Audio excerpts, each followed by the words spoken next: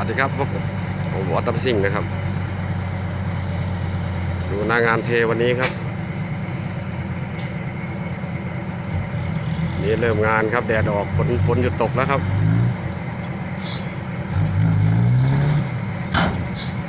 เรียบร้อยครับเดี๋ยวขับตามลูกเก๊กไปครับ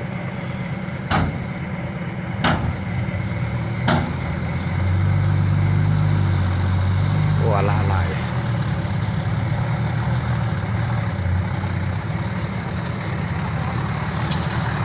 ไปโอ้ค่อนข้างลำบากนะครับวันนี้ แต่ก็ต้องสู้ๆครับโอ้ยดูสภาพทางครับ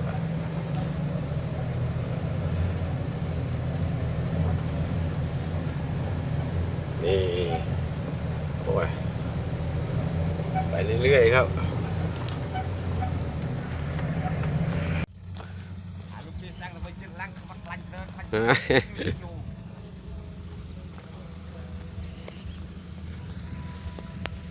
โอ้ยจบแล้ว 7E เขาเป็นเร็วเรา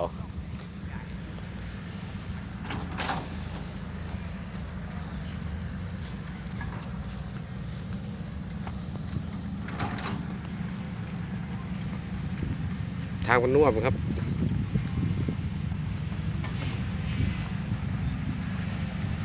เที่ยวแรกรอบบ่าย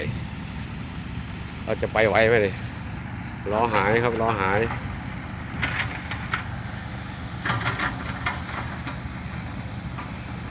เป็นคอมบอนเร็วนะครับ 7E คันนี้210แรงม้า GO 7E ครับ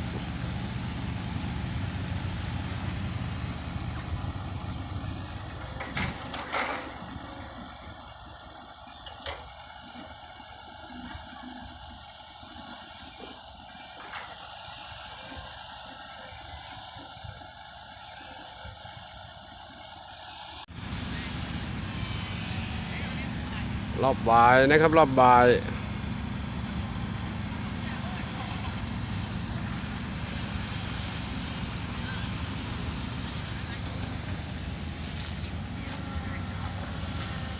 เดี๋ยวตักดินขึ้นคันได้ก้าวเสร็จเดี๋ยวแมคโครก็มาครับ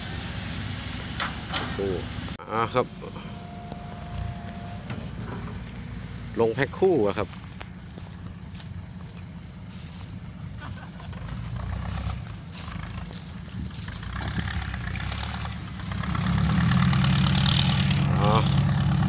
ไม่กล้านี่เทปูทางพอดีครับเดี๋ยวฟอร์ดเรามาช่วย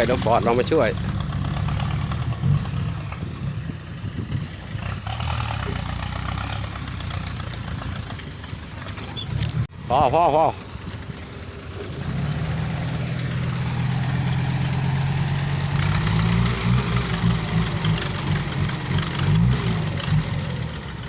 ไป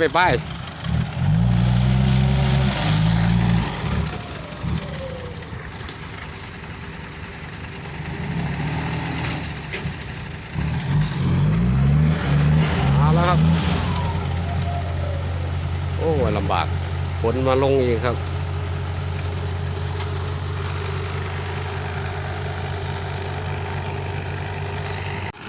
ปิด PTO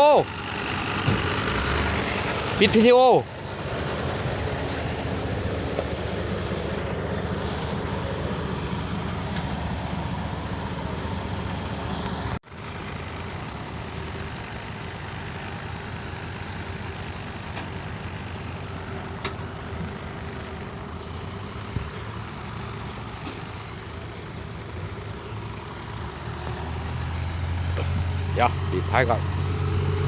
เดี๋ยวโอ้ย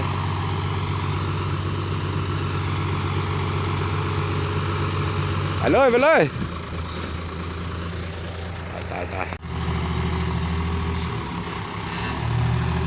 ไปไหมไปเลยเดี๋ยวดับเลยไปเลย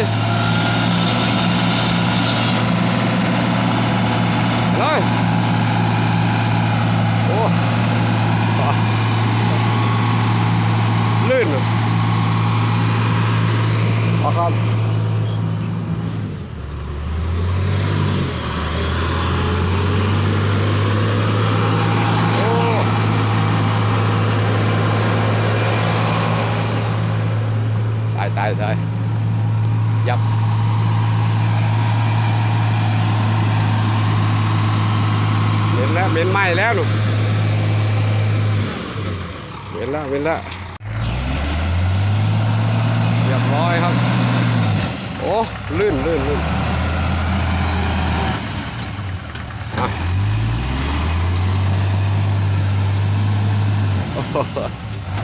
ควันไว้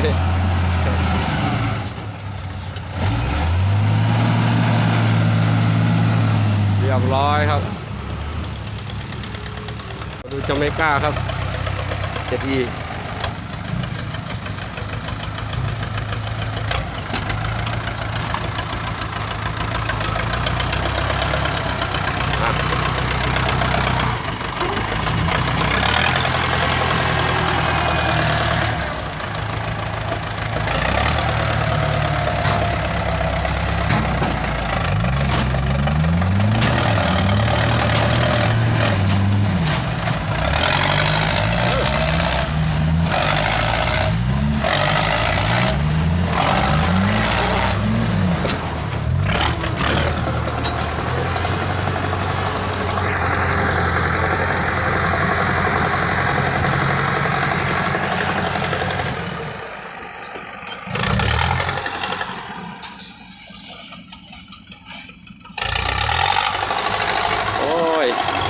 ไปไว้ไม่น้อยพี่น้องเลย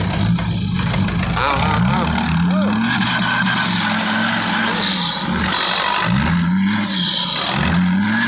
ยิงควัน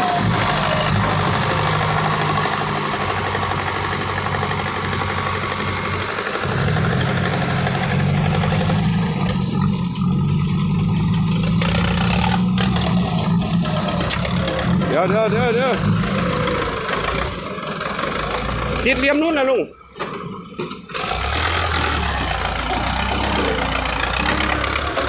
ติดเหลี่ยมนู้นนะครับ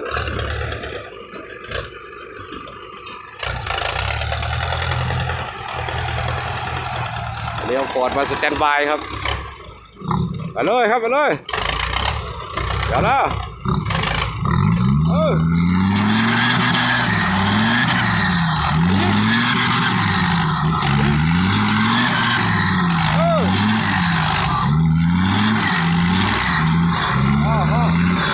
ติดเรียบนุ่นเดี๋ยวนะ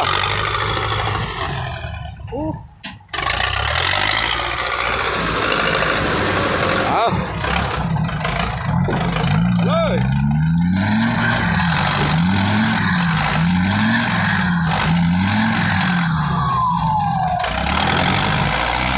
ไม่ไป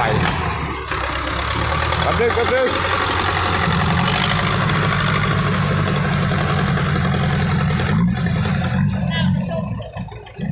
หน้าจมไปได้อยู่ลุงมันลงแต่เหลี่ยมนู้นแหละเหลี่ยมนี้ไม่ลง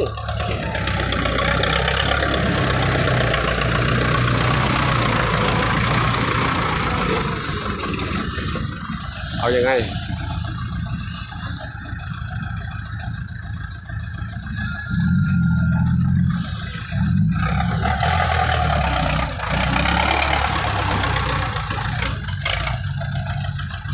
ตรงนี้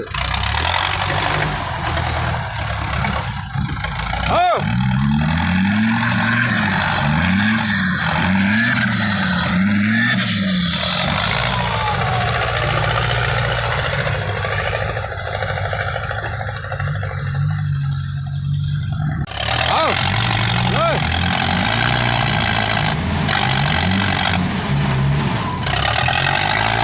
เขาก็ลูก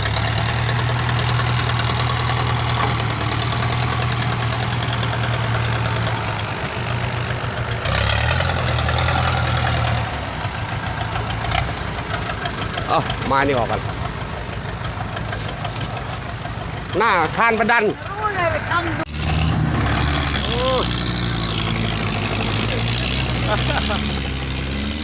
เหลี่ยมนี่กับตรงนั้นเลยเสียงตรงนั้นเลยโอ้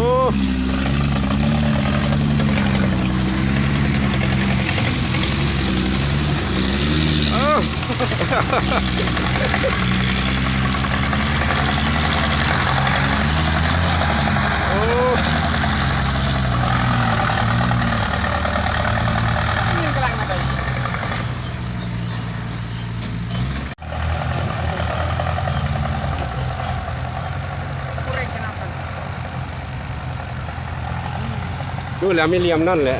แต่เสียวจะตรงนั้นแหละผ่านแล้วก็ผ่านเลยขนาดนี้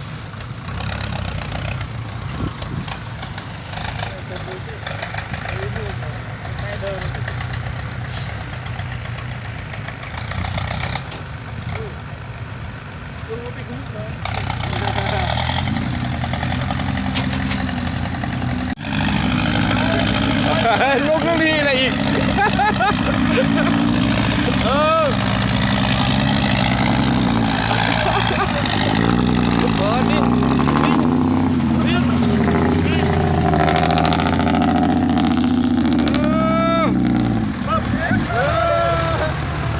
เดินกันมาเลยคนมาลงกันเลยหน่อยครับ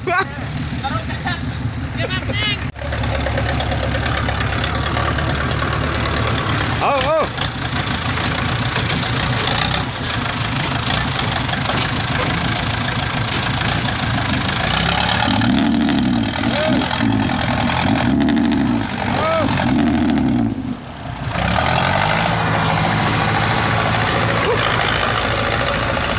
ผมพอเลย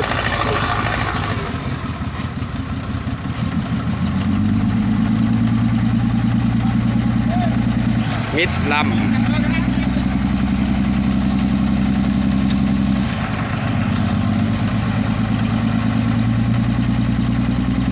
อ๋อ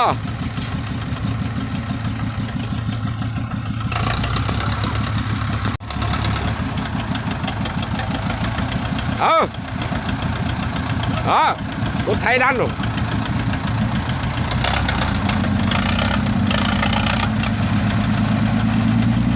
ดีท้ายแล้วดีท้ายแล้ว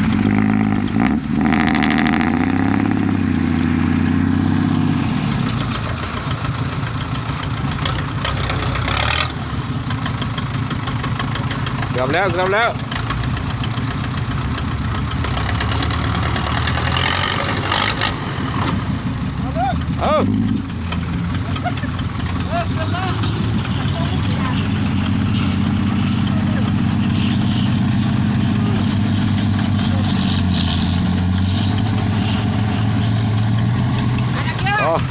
เอาดินก่อน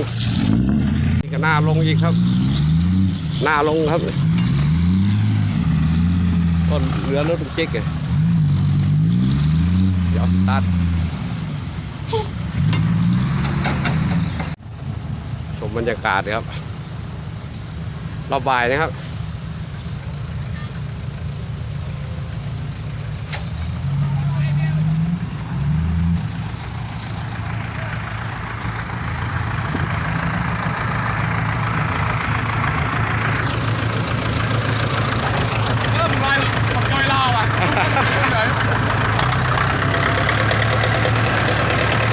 จะไปแล้วตลอด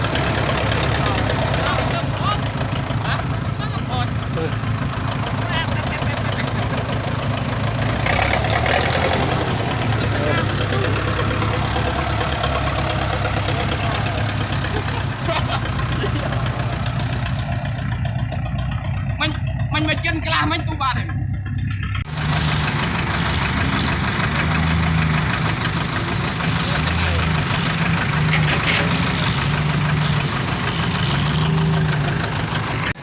แล้วครับพระเอกกำลังไปนะครับ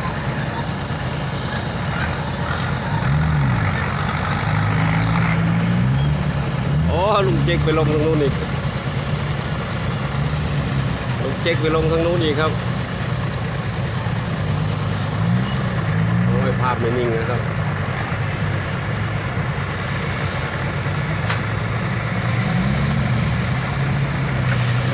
จะไม่นิ่งนะครับ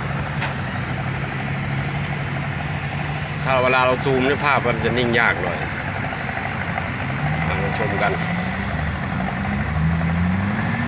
ไปแล้ว 7E เราขึ้นแล้วครับ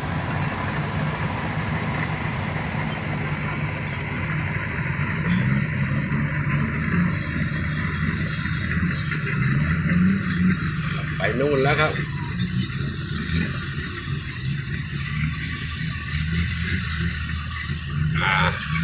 ทีนี้เหลือเจ้าเดก้าครับเดก้าคันนี้210นะ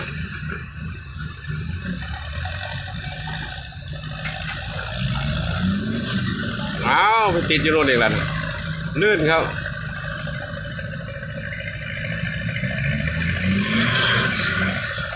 โอ้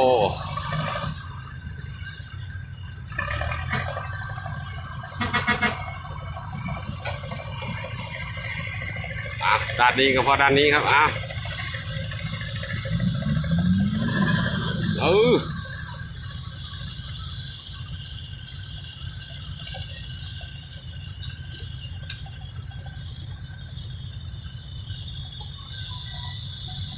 ผมไม่ยอมนะน้อง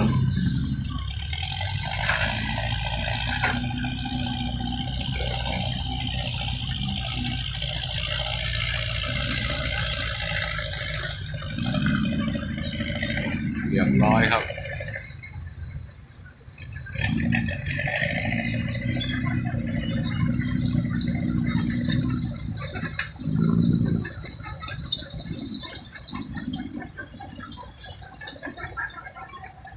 โอ้ยเราจะไปได้ไหมเนี่ยเอาครับเดี๋ยวถ่ายทำให้ดูเรื่อยๆครับวันนี้ช็อตเด็ดมันจะมีทั้งวันเปิดงานวันแรกหลังจากฝนพายุเข้าครับพอแดดออกก็น่วมครับโอเคเดี๋ยวจะเอาเจ้านำโชคไปรับดินครับจะรอดหรือจะล่วงไปด้วย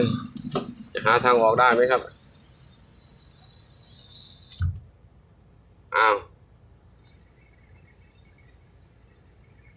โอเคครับเดี๋ยวถ่ายดูเรื่อยๆเนาะ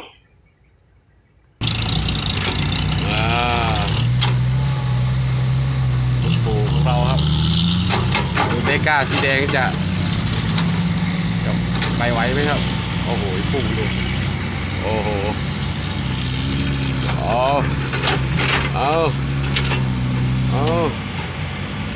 ไม่หมดก็ไม่หมด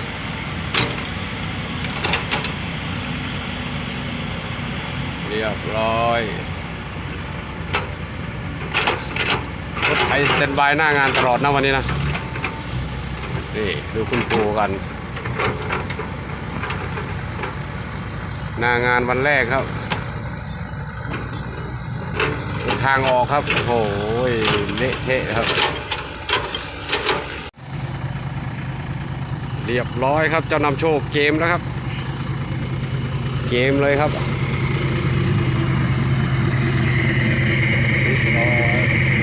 ดิ้นไปเลยครับ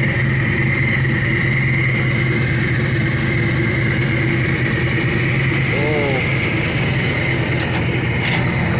ร่วมครับ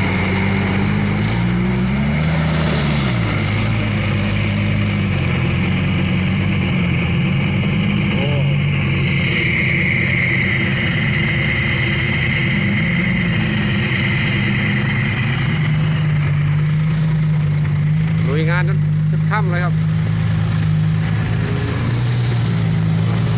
ดูล็อกกี้ครับล็อกกี้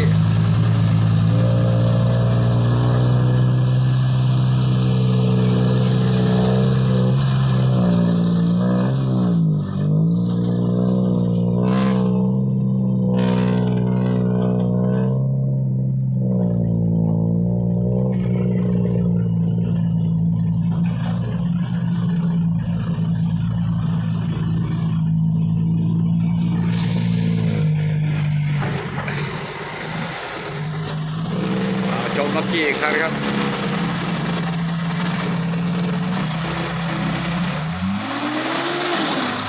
โอ้ยจมคู่เลย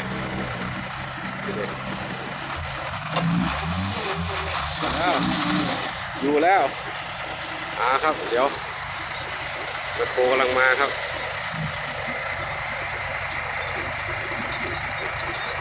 ขอจบคลิปนี้เป็นเพียงแค่นี้นะครับเดี๋ยวแมคโครดันดินไปเทครับโชคเรา